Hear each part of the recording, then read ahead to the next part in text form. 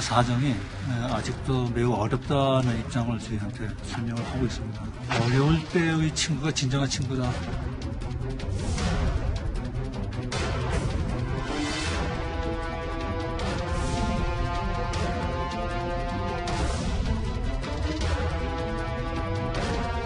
상반기에는 아무래도 물량이 많이 들어올 수 없는 상황이었고요. 하반기에 대개 들어오도록 되어 있다는 말씀을 드립니다.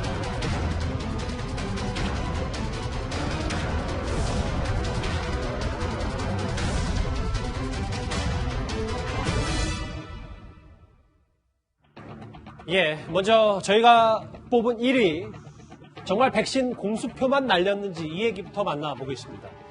이 백신 대란을 풀어낼 외교적 해법이 절실한 이 상황에서 정부의 오락가락 발언이 국민 불신만 자초하고 있다는 지적이 많습니다.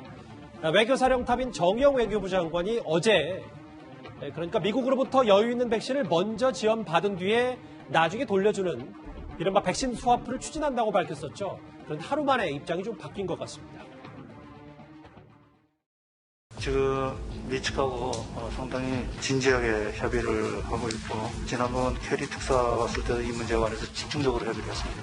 미국도 국내 사정이 아직도 매우 어렵다는 입장을 저희한테 설명을 하고 있습니다. 미국은 금년 여름까지 집단 면역을 이루어야 되겠다는 계획을 갖고 있습니다. 어려울 때의 친구가 진정한 친구다라는 성을 미측에다 저희가 강조하고 있습니다. 먼저 지금 백신 스와프의 추진이 어느 정도까지 진행된 건지부터 살펴봐야 될 것 같은데요. 여기 보면 정 장관 얘기가 지금 미국도 여유가 없다라는 반응을 했던데 그럼 결과적으로 어제 발언이 좀 설익은 공개가 돼버린 겁니까? 외교부 수장이 백신 스와프라는 어떻게 보면 국민에게 제일 현재 상황에서 제일 중요한 건 저겁니다. 부동산도 아니고 뭐도 아니고 저 코로나 백신입니다. 이 엄중한 백신 스와프라는 거에 대해서 어려울 때 친구가 진짜 친구입니다. 이 얘기했다고 하면 이미 상황은 객관적으로 어렵다는 거 그 한 문제가 딱 나온 거 아니겠습니까?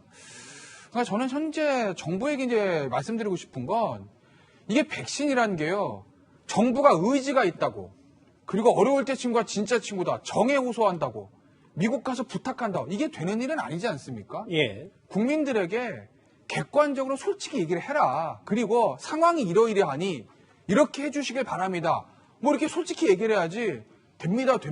희망 고문해도 될 일 아니거든요. 예를 들어서 모더나 같은 경우에 문 대통령 모더나 CEO하고 전화통화해서 계약 체결했다고 청와대에서 와 이제 얼마가 확보됐다고 막 발표를 했잖아요. 그런데 제가 아마 그때도 탑10에서 얘기했을 겁니다. 예. 계약서 보진 않았지만 물량 때문에 모더나에서 계약은 했지만 일반적인 물품 인도 계약처럼 5월 1일까지 얼마 넘길게요. 이렇게 시기를 특정했을 리가 없거든요. 물량 수급에 따라서 아마 들어오는 걸로 돼 있을 겁니다. 그러면 계약을 했더라도 언제 들어올지 확실한 거 아니잖아요. 근데 그때 마침 곧 들어올 것처럼 발표했기 때문에 지금 일이 꼬이는 거거든요. 지금 벌써 홍남기 경제부총리 뭐 상반기 어렵고요. 하반기 들어올 겁니다. 근데 하반기 들어오는데 언제 12월에 집단 연락할 거예요. 그러니 이거 어려운 거 다 압니다. 정부가 회초리 맞을 건 맞고 예. 그래 더 크게 이제 문제가 생기면 안 되니까 지금이라도 상황을 솔직하게 국민들한테 얘기를 하고 이해를 구하는 게 맞지. 계속 말 바꾸기 하면서 상반기 안 되고 하반기인데요. 백신 수합합니다. 아 어려울 때 친구가 진짜 친구라 저희가 미국에다 부탁했습니다.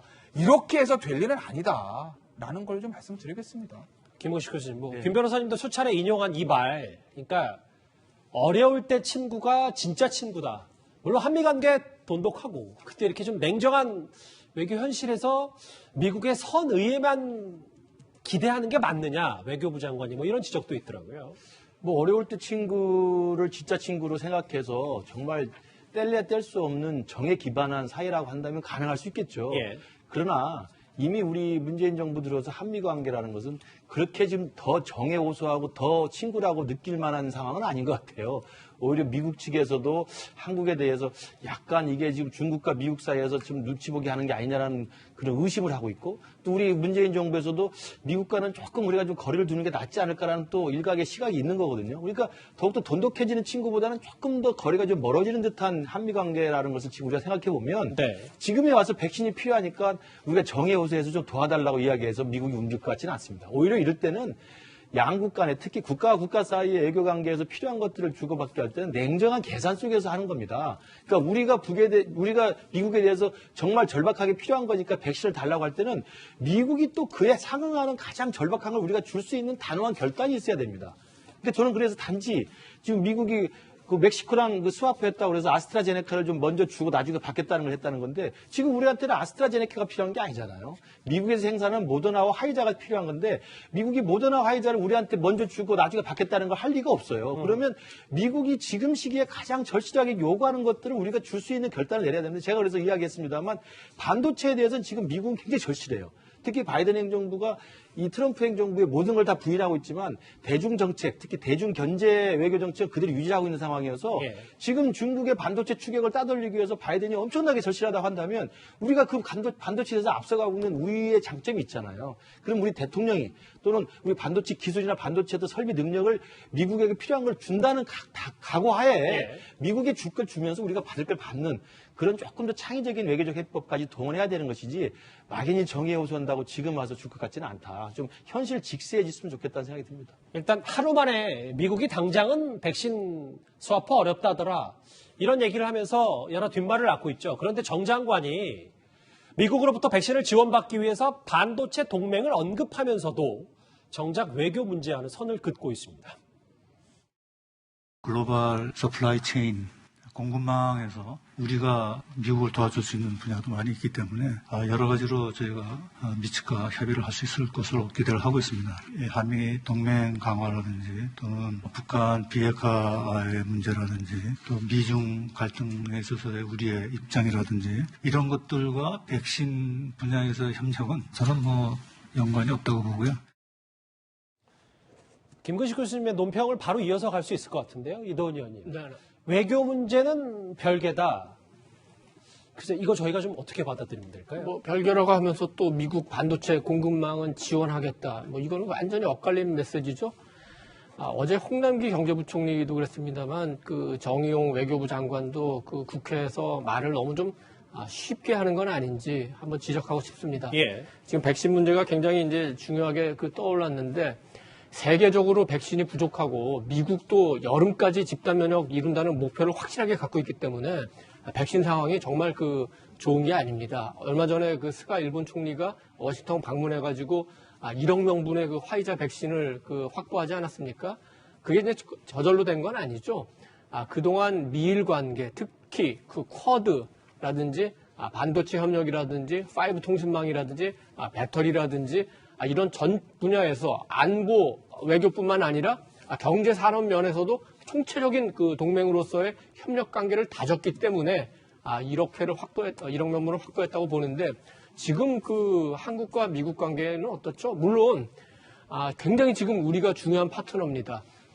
우리가 얘기했던 반도체도 있지만 5 장비라든지 배럴이라든지 이런 분야에서 우리 기업들이 굉장히 높은 경쟁력을 갖고 있기 때문에 미국도 그 점은 충분히 감안할 텐데 문재인 정부의 정책 방향을 보면은 아마 고개를 흔들 가능성이 많습니다. 왜냐하면 어제 중국에서 보아오 포럼이 열렸죠. 거기서 한국 대통령은 처음으로 문재인 대통령이 화상 영상으로 참여를 합니다. 그런데 거기서 아시아 국가들이 신기술을 협력해서 미래를 창조하자.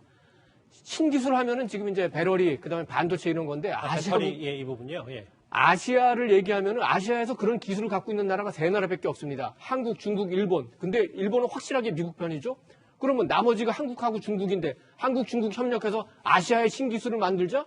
그러면 미국은 배제하고 한국, 중국 가자는 얘기도 들릴 수가 있어요. 그리고 이 백신과 관련해서도 미국에 대해서는 일부 백신을 만드는 나라들이 백신 패권주의 행태를 보이고 있다고 미국을 공격하고 반대로 중국은 개발도상국에 백신을 나눠줘서 이렇게 기여하고 있다 이렇게 찬양을 하면 미국 입장에서 이걸 보면은 과연 이 문정부에게 백신을 줘야 되나 안 줘야 되나 지금 고민하지 않겠습니까? 물론 미국이 문정부만 보는 건 아니죠. 대한민국, 동맹국인 대한민국을 보고 또 대한민국의 국민까지 고려를 하겠죠. 그러나 객관적인 상황은 문재인 대통령이 워싱턴에 가도 백신을 추가로 확보하기에는 굉장히 쉽지 않은 상황입니다. 일단 예측은 부정적으로 하셨는데 뚜껑을 또 열어보면 어떻게 될지는 모르니까요.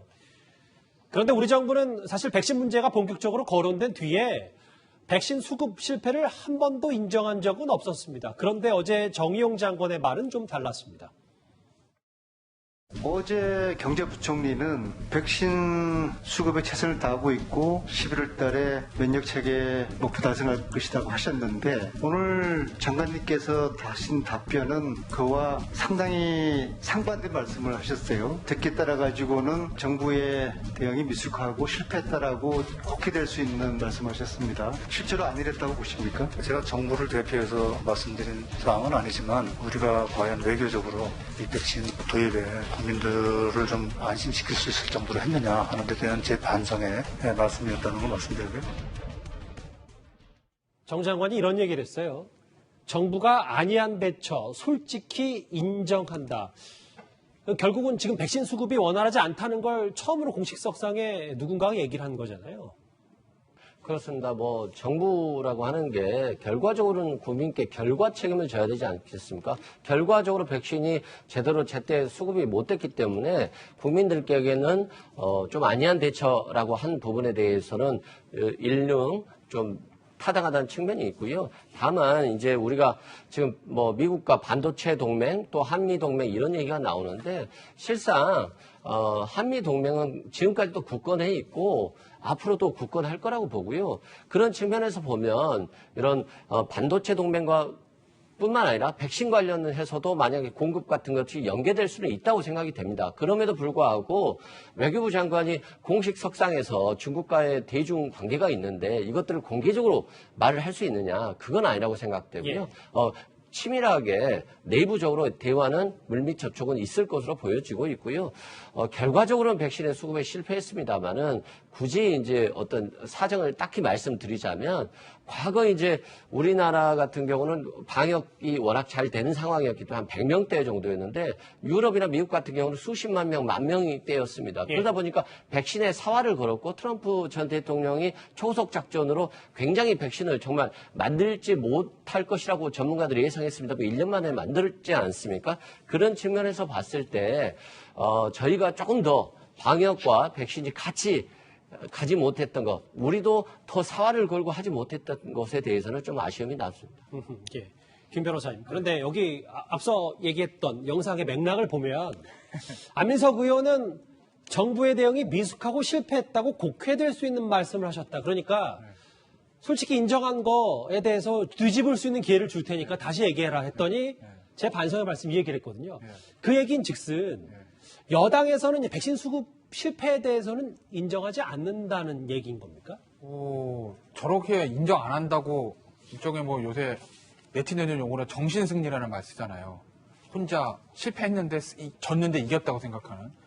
여당에서 의원들이 일부 의원이긴 하지만 실패했다고 인정하지 않는다고 해서 국민들이 그걸 받아들이겠습니까?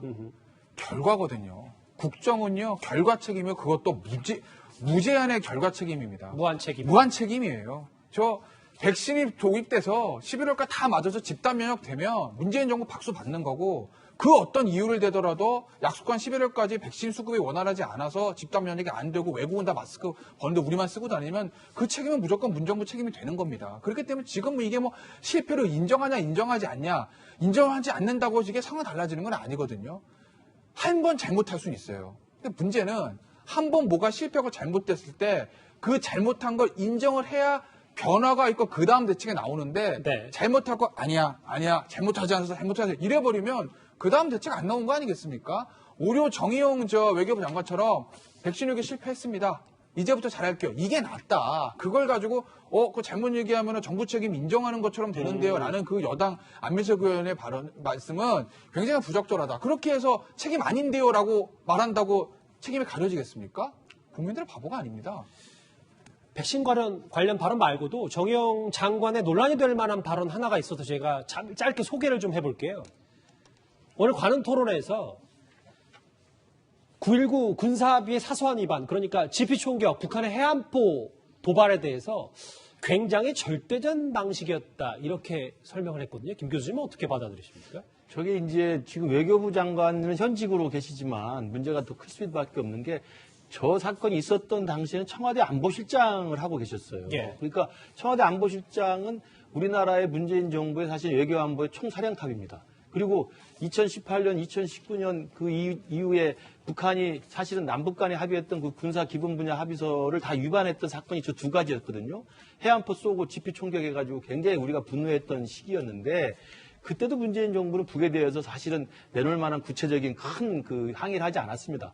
그런데 지금 보니까 이 외교부 장관을 오신 정의원 당시 안보실장이 어제 나온 저 이야기는 보면 그 당시에 좀 사소한 위반이 있었다. 라고 이제 툭 튀어나온 겁니다. 예. 그리고 설명하는 과정에서도 두 가지 사건이 있었는데 상당히 절제된 방식으로 도발했더라 이런 이야기거든요.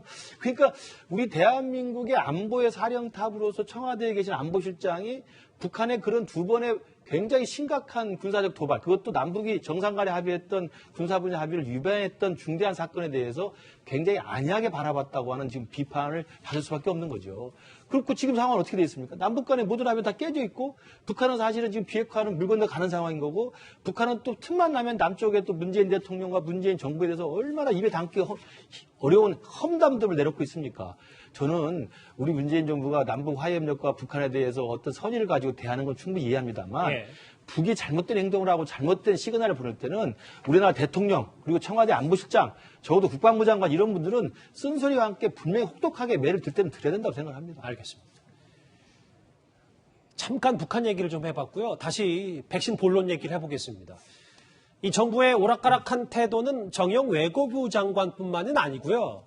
어제 홍남기 총리 직무대행도 상반기에 약속했던 백신 수급에 차질이 있음을 인정을 했습니다. 어제 국회 모습 화면으로 준비했습니다.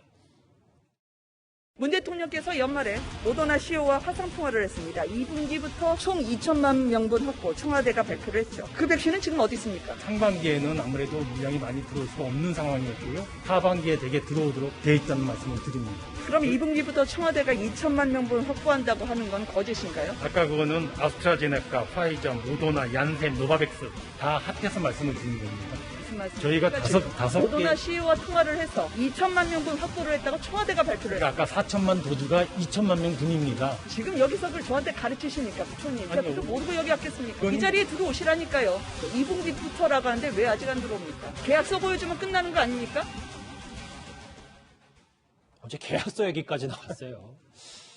근데 이도훈 의원님, 이 상반기 도입 차질은 일단 우리가 이제 알고 있으니까 사실관계인데 그럼에도 불구하고 정부는 11월 집단 면역은 가능하다라고 계속 되뇌이고 있어서 이 부분을 그냥 저를 포함한 일반 국민들은 어떻게 받아들이면 되는 건지 좀 그게 궁금하거든요. 전 홍남기 부총리가 얼마나 전문성과 책임감을 가지고 국회에서 저런 얘기를 하는지 잘 모르겠어요. 지금 김은혜 의원하고 대화하는 걸 보면 기본적인 사실도 잘 모르고 있지 않습니까? 그리고 중요한 사실을 그냥 어물쩡 모더나 같은 문제 넘어서 해결하려고 그러고 한번 팩트를 한번 짚어보겠습니다. 지금 정부가 11월에 집단 면역을 목표로 하는 거는 4월 안에 300만 명을 접종을 하겠다는 거고 상반기에 1,200만 명을 하겠다는 거고 9월까지 우리 전체 인구의 70%인 3,600만 명에 대해서 1차 접종을 하고 11월에 3,600만 명에 대해서 2차 접종을 해서 집단 면역을 완성하겠다. 이건데 일단 4월에 300만 명 접종은 가능할 수 있겠습니다. 현재 200만 명분 이상을 일단 확보를 했으니까요. 그러나 상반기에 1,200만 명분 이거는 확보가 된 건가요? 9월까지 3,600만 명분 이게 확보가 된 걸까요?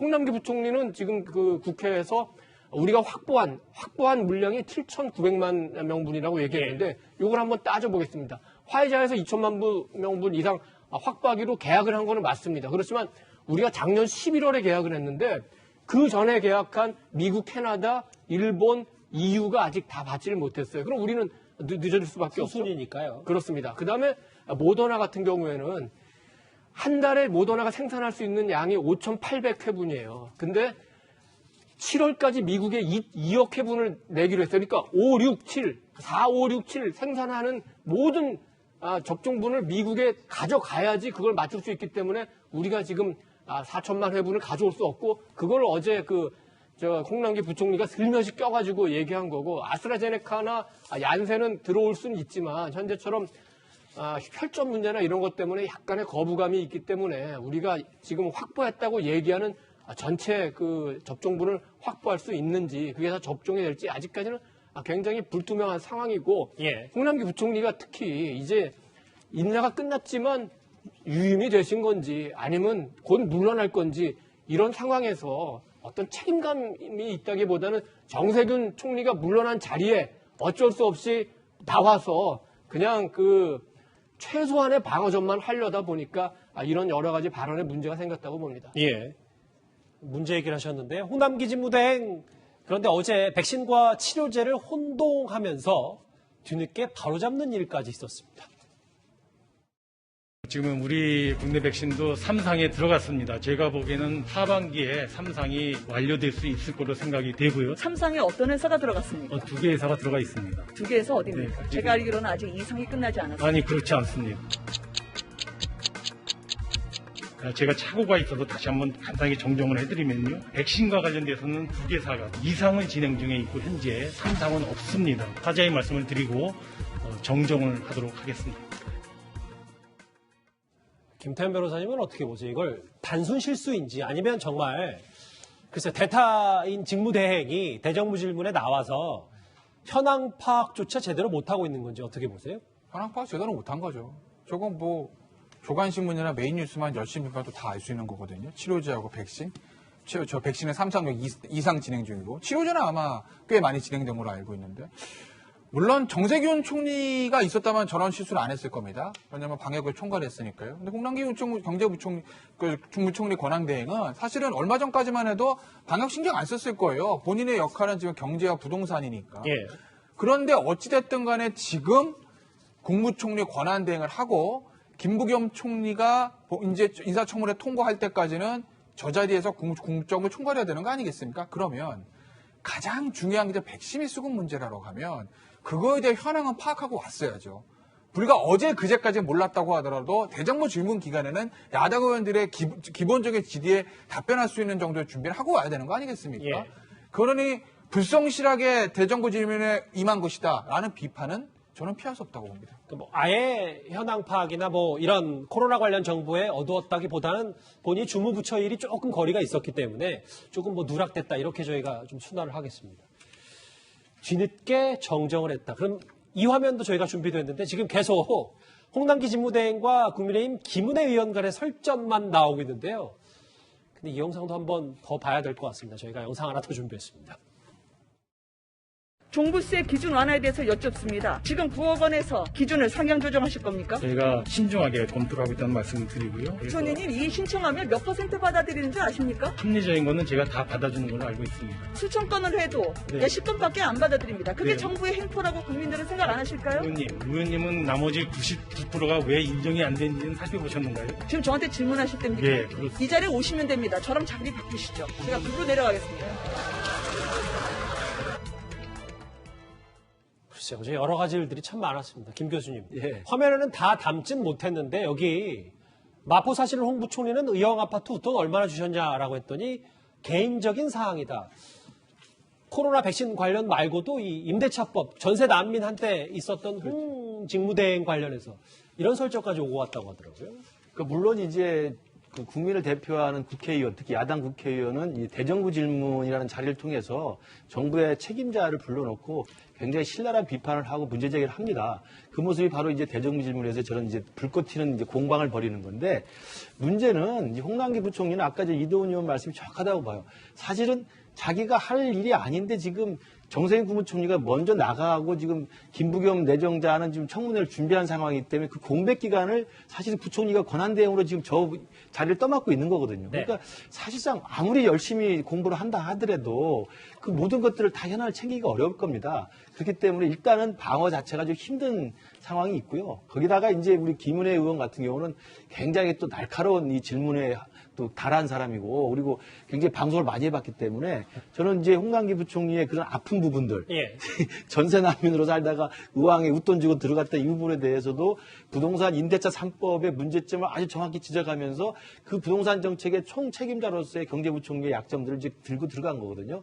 저는 저런 모습들이 뭐 우리 눈에 볼 때 시청자 여러분 볼 때는 재밌게 본다는 것도 있지만 저게 바로 국민을 대표하는 야당 국회의원이 날선 질문을 하고 거기에 대해서 또 책임 있는 정부 당국자가 자기 소신껏 또 책임 있게 답변을 하는 모습이라고 생각이 들고 그런 과정에서 재밌는 부분은 재밌게 보지만 또 핀트가 어긋난 부분은 누가 잘못을 했는지 지켜보는 그 재미도 있을 거라고 생각합니다. 알겠습니다.